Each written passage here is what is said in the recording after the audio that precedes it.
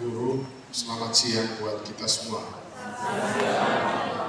Saya ini Romo Martin Jenarut dari Konferensi Wali Gereja Indonesia yang membidangi isu ekologi,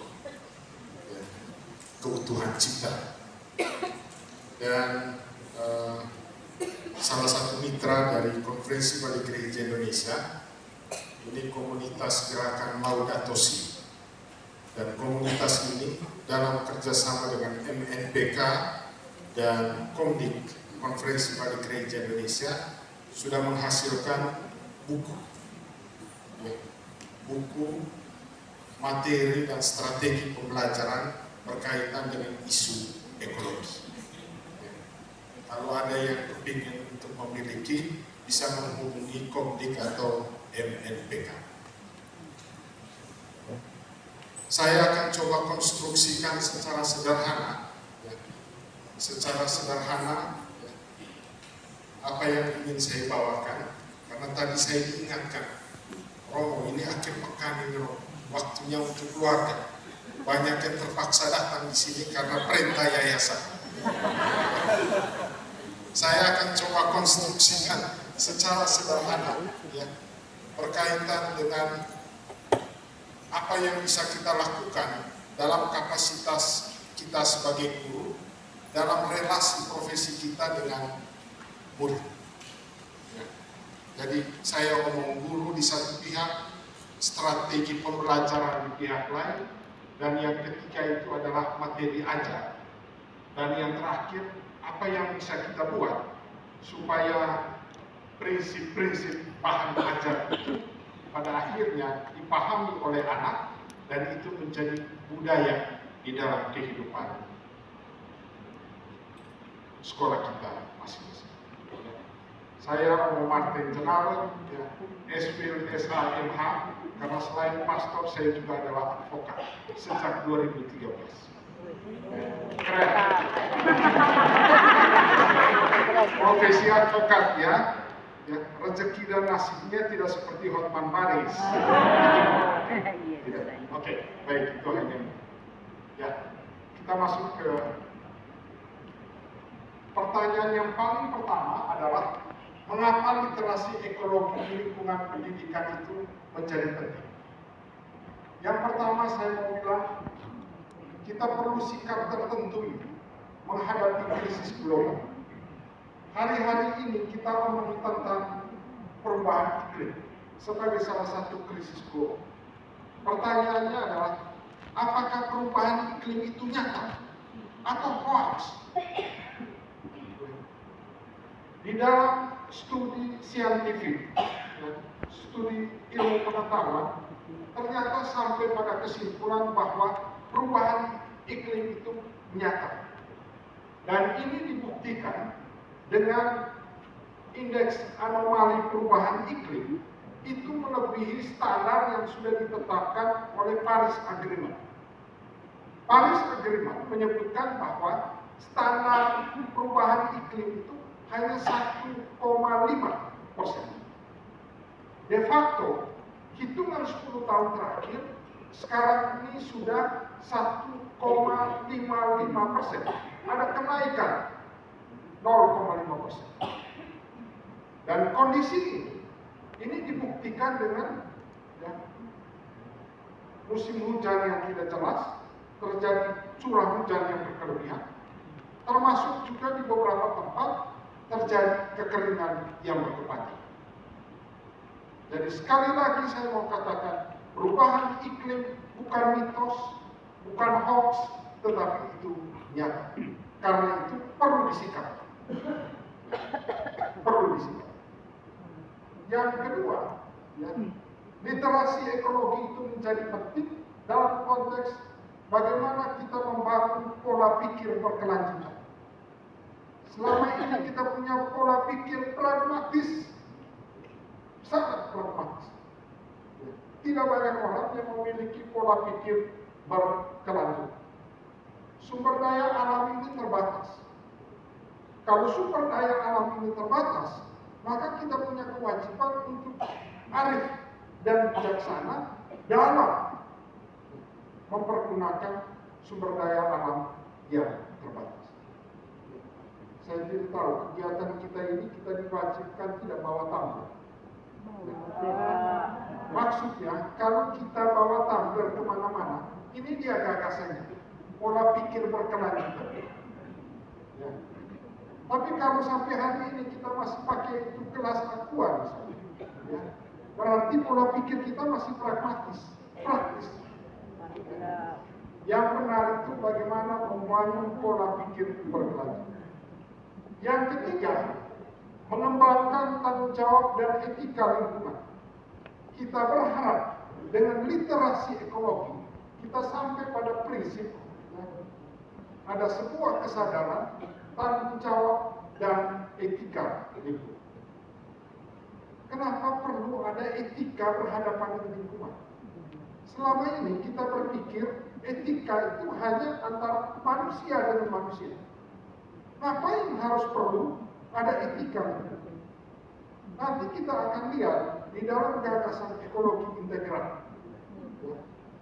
Gagasan ekologi integral melahirkan konsep keadilan ekologi. Sampai di titik ini muncul lagi pertanyaan, kenapa perlu lagi ada gagasan keadilan ekologi? Nanti saya akan tunjukkan pada bagian. Yang keempat, meningkatkan keterampilan berpikir kritis. Literasi ekologi memberikan pemahaman tentang ekosistem, di mana semua ciptaan ada dalam hubungan sebab akibat. Bapak Ibu, saudara-saudara terkasih, tidak banyak orang yang berpikir bahwa ciptaan ini ada dalam sebuah sistem. Kita berpikir bahwa ketika ada wabah tikus dan kita rame-rame ya, membunuh tikus, kita merasa bahwa itu pilihan yang paling tepat. Tapi ternyata ya, masif membunuh tikus mengakibatkan satu kondisi lain lagi. Karena semua ciptaan itu ada di dalam sebuah ekosistem. Ya. Baik, yang kelima, mendorong aksi nyata. Ini 5 alasan kenapa literasi ekologi itu ya, perlu dilakukan, termasuk perlu juga ya, dibawakan di dalam komunitas kita itu. Ya. Lanjut. Kalau model pembelajaran untuk saya, teman-teman guru pasti tahu. Ya. Ada model pembelajaran problem based learning. Pembelajaran berbasis masalah. Ya. Ketika banjir di Sumatera, kita ajak anak-anak itu, mari kita lihat Sumatera. Dan begitu. Dan ternyata anak-anak bilang sebabnya itu karena ya, opa, ya, opung, ya, yang tebang hutan sebarang. Ya, saya tidak bisa sebut lain karena saya punya budaya tidak boleh. Bahaya. Itu terminologi yang tidak pas untuk saya orang Flores. Problem based learning. Yang kedua, strategi model pembelajaran project based learning. Pembelajaran berbasiskan satu kegiatan untuk menghasilkan sebuah produk nyata. Barang-barang bekas pakai, bagaimana itu dikondisikan menjadi sesuatu yang bisa berguna. Ya. Untuk saya itu bagian dari model pembelajaran. Sesudah itu yang ketiga, discover learning. Siswa menemukan konsep sendiri melalui observasi, eksperimen, dan eksplorasi. Ya. Ketika memahami bahwa semua ciptaan ini adalah ekosistem, ya, maka discovery learning berdasarkan berangkat dari realita yang dialami oleh peserta didik itu menjadi sesuatu yang pasti. Dan yang keempat, contextual teaching and learning, pembelajaran yang mengaitkan materi dan kehidupannya. Saya tidak mau bahas terlalu jauh. Sekarang saya coba masuk pada yang kita sebut materi aja. Ya. Gagasan-gagasan pokok di dalam ensiklik Laudato Si yang menginspirasi kita untuk memahami lingkungan hidup itu secara komprehensif. Ini konsep-konsep ajar yang penting dalam Laudato Si. Yang pertama itu, dunia adalah rumah bersama. Itu dulu. Ya. Jadi dunia ya, adalah rumah bersama. Dan yang kedua, gagasan ekologi integral. Gagasan ekologi integral itu maksudnya ekologi ternyata multidimensi. Dimensi sosial, dimensi budaya, ya, dimensi ekonomi, ya, termasuk juga dimensi sosio. Pertanyaannya adalah, dari mana ini gagasan ekologi integral? Ya. Konstruksi berpikir seperti apa sehingga Laudato Si ya, bisa melahirkan gagasan ekologi integral? Konsep dasarnya itu pada dua hal. Yang pertama, teologi inkarnasi. Ketika Yesus lahir ke tengah dunia, ya, dia lahir ke tengah dunia pada saat itu dunia dikuduskan, mendapatkan martabat yang kudus. Semua. Dan yang kedua, itu teologi imago Dei. Semua yang diciptakan sesuai dengan gambaran Allah. Dua cara berpikir inilah paradigma dasar lahirlah gagasan ekologi integral. Jadi omong ekologi hari ini tidak hanya omong tumbuh-tumbuhan, tidak hanya omong sampah, tetapi pada saat yang bersamaan kita omong tentang kemanusiaan. Begitu juga berkaitan dengan keadilan ekologis. Selama ini kita hanya omong tentang keadilan sosial, saya dan orang lain. Tetapi dengan teologi inkarnasi, teologi imago Dei, ya, semua ciptaan, apapun ciptaan itu, dia punya hak dan martabat. Dan ketika semua ciptaan ya, memiliki hak dan martabat, mereka juga punya hak untuk menuntut sikap adil dari kita manusia. Jadi kalau ngomong keadilan sekarang ini, jangan hanya keadilan sosial, harus sampai pada keadilan ekologis. Ini perubahan iklim menyebabkan saudara-saudara kita di Papua pegunungan mulai turun gunung mengungsi. Karena kekeringan melanda, ya, dan itu membuat mereka ya, memiliki kesusahan, baik di dalam gagal panen maupun di dalam gagal panen. Pertanyaannya adalah, apa yang menyebabkan itu semua? Sampai terjadi perubahan iklim yang membuat mereka mengalami migrasi. Sebab dasarnya itu adalah deforestasi. Muncul lagi pertanyaan, ini deforestasi ini sebabnya kenapa? Karena pemerintah terlalu mudah memberikan izin eksplorasi pertambangan di wilayah hutan. Dan persis di situ gagasan keadilan ekologi ya, dipertanyakan ya, ketika kekuasaan bersama oligarki melakukan satu kegiatan di wilayah hutan, wilayah ekologi yang berdampak pada permusikan. Yang berikut pertobatan ekologis. Ya. Kalau ngomong tobat ekologis ini maksudnya ya, potong pisang harus disadari juga sebagai dosa. Saya sudah 29 tahun jadi imam, tapi saya tidak pernah dengar dalam pengakuan dosa ya, yang bilang Romo saya tebang pohon itu dosa. Tidak pernah.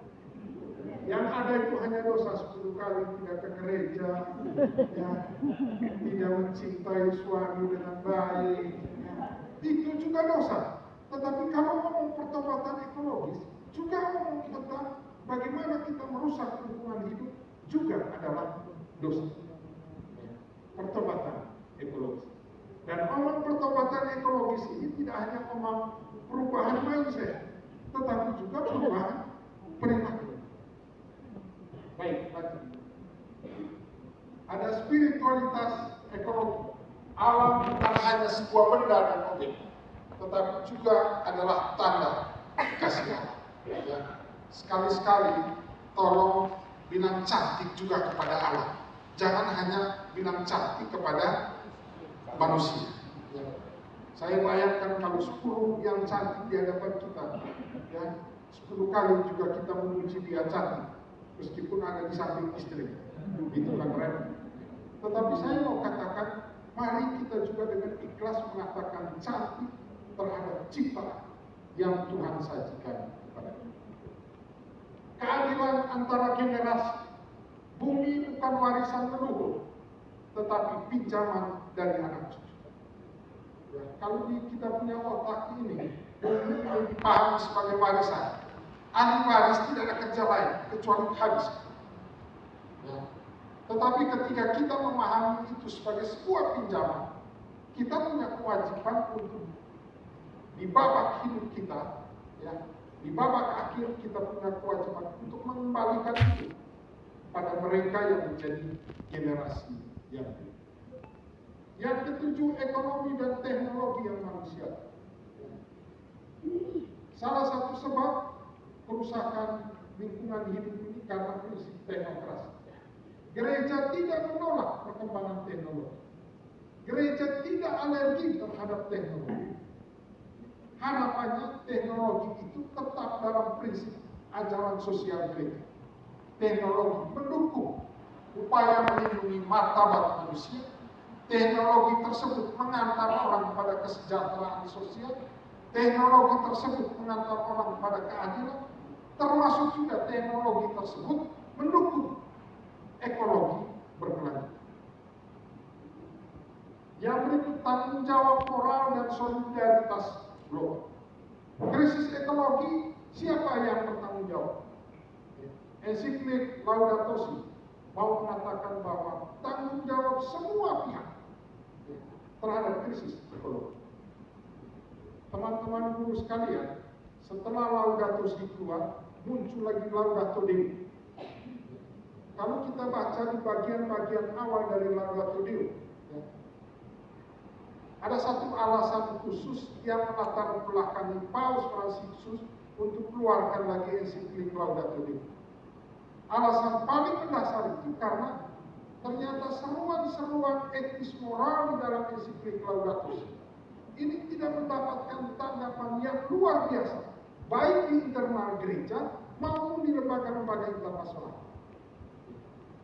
Makanya di Laudato Deum ini dia sadarkan kembali, mari kita bergerak ya, untuk peduli pada lingkungan hidup. Karena perubahan iklim itu bukan hoax, tetapi sesuatu yang nyata dan sudah membawa dampak bagi manusia. Yang ke-9, kontemplasi atas cipta. Ya.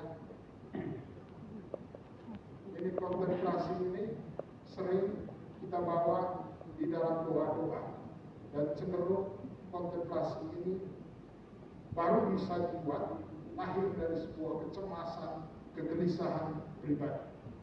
Boleh tidak sekali-sekali kita buat kontemplasi dengan cipta? Kita duduk merenung di tengah keindahan cipta, dan kita sampai pada satu tahap bahwa ciptaan ini sungguh sebuah anugerah dan hadiah. Dan yang ke-10, dialog dan pendidikan ekologi. Ensiklik Laudato Si memberikan mandat supaya pendidikan ekologi menjadi bagian dari proses pembelajaran di lingkungan pendidikan. Laudato Si artikel 215 menyebutkan pendidikan memiliki peran yang sentral dalam membentuk pola pikir bertumbuh, grow mindset, dan perilaku masyarakat. Teman-teman yang kumpulkan hari ini, ya, ada 2 hal kepentingan. Minimal kita yang dengar hari ini rupanya pola pikir, ya, pola laku berkaitan dengan ya, ekologi. Dan yang kedua, kita menjadi jembatan emas untuk peserta didik supaya memiliki perubahan pola pikir maupun pola hidup, pola laku di dalam relasi dengan lingkungan cipta. Baik, nanti. Krisis ekologi saat ini seperti itu. Dan ternyata dampak dari krisis ekologi ini, ya, itu orang miskin, masyarakat desa, termasuk generasi yang akan datang. Saya pernah mengikuti studi bersama dengan komisi gender, ya, membedah tentang dampak perubahan iklim terhadap perempuan. Ternyata di antara dua jenis kelamin laki-laki dan perempuan, ya, dampak perubahan iklim yang paling besar dirasakan itu adalah kaum perempuan. Perubahan iklim ini berdampak pada, ya, kekurangan volume air. Ya.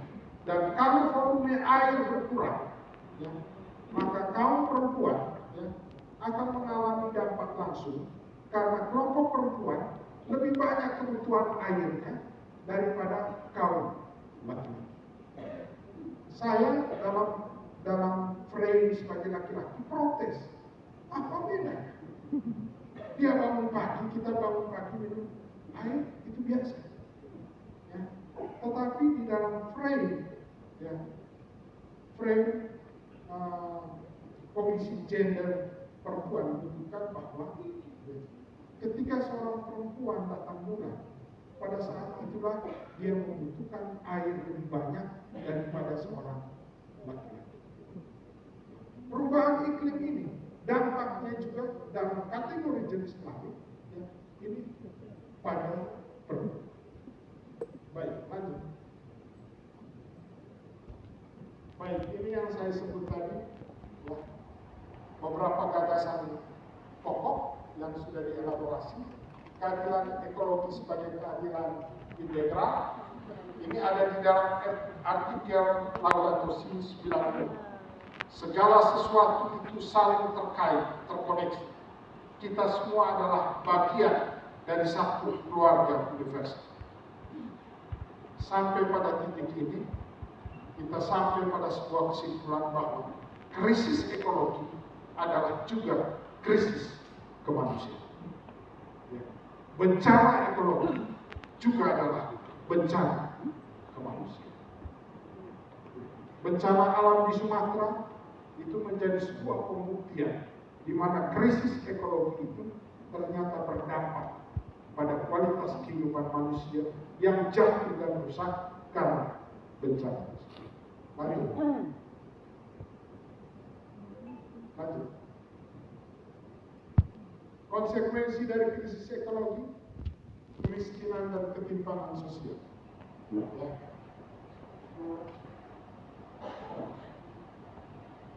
Yang paling merasakan dari krisis ekologi ini para petani. Ya. Kalau musim panas berkepanjangan, ya, atau musim yang tidak jelas, ya, musim yang tidak jelas itu potensi terjadi gagal panen dan gagal. Lanjut. Migrasi dan pengungsian lingkungan, yang ini juga bagian dari dampak krisis ekologi. Seperti yang saya ceritakan, teman-teman di Papua, ya, banyak yang mengungsi, pindah dari kehidupan perkampungan mereka yang asli, mencari tempat yang baru.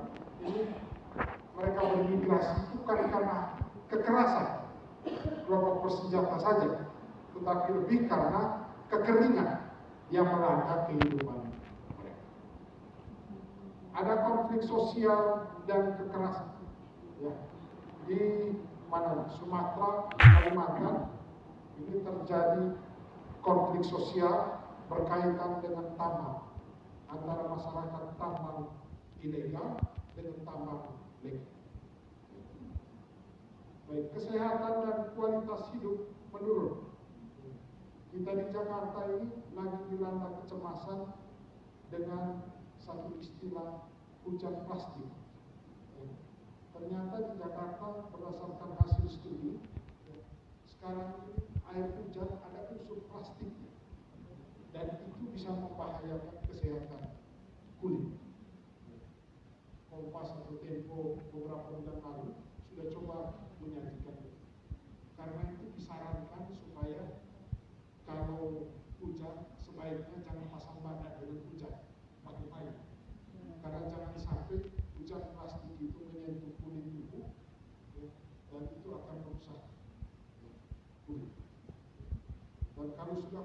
susah, jangan bilang lagi ya tidak punya kulit rusak karena orang buat. Jangan. Itu bagian dari krisis ekonomi. Yang berikut krisis moral dan solidaritas sosial. Krisis ekonomi menyingkap krisis moral etis manusia modern, di mana dominan sikap individualistik, konsumtif, dan tidak peduli terhadap keseimbangan alam. Ya. Salah satu sebab dari krisis ekonomi itu adalah konsumerisme. Ya, konsumerisme. Dan kita berharap dengan prinsip-prinsip ekologi ini, ya, pola konsumsi kita ya, tetap dalam prinsip cara berpikir berkelanjutan. Baik, lanjut. Nah, ini yang terakhir. Upaya lembaga pendidikan membentuk pola pikir dan pola laku ekologis di lingkungan belajar.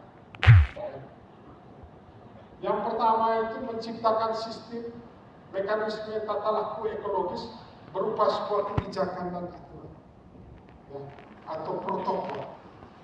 Kalau boleh kan di sekolah itu ya, ada aturan yang mewajibkan misalnya tidak boleh rokok di lingkungan sekolah. Hal yang sederhana.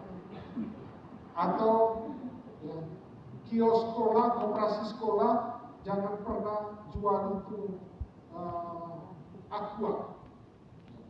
Atau aturan yang mewajibkan supaya setiap peserta didik membawa tumbler. Jadi ada sebuah pengkondisian melalui aturan atau regulasi. Yang kedua, mendesain pembelajaran yang kontekstual dan terpadu dengan isu ekonomi. Ya. Saya pernah mengajar di satu universitas di Fakultas Pendidikan jurusan PGSD dan diminta untuk mengajar strategi pembelajaran. Dan di sana, kalau saya tidak salah ingat, ya, ada yang disebut dengan pembelajaran terpadu.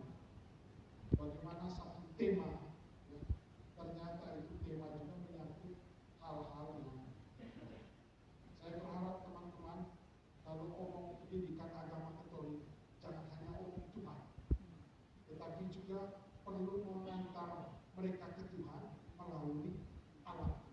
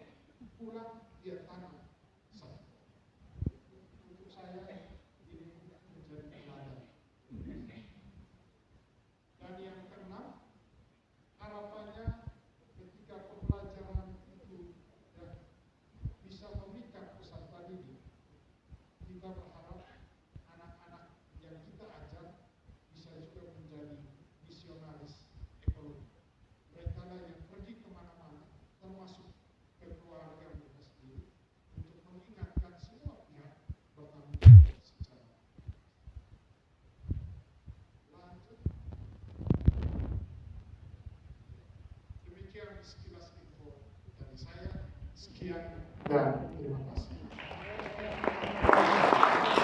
Oke.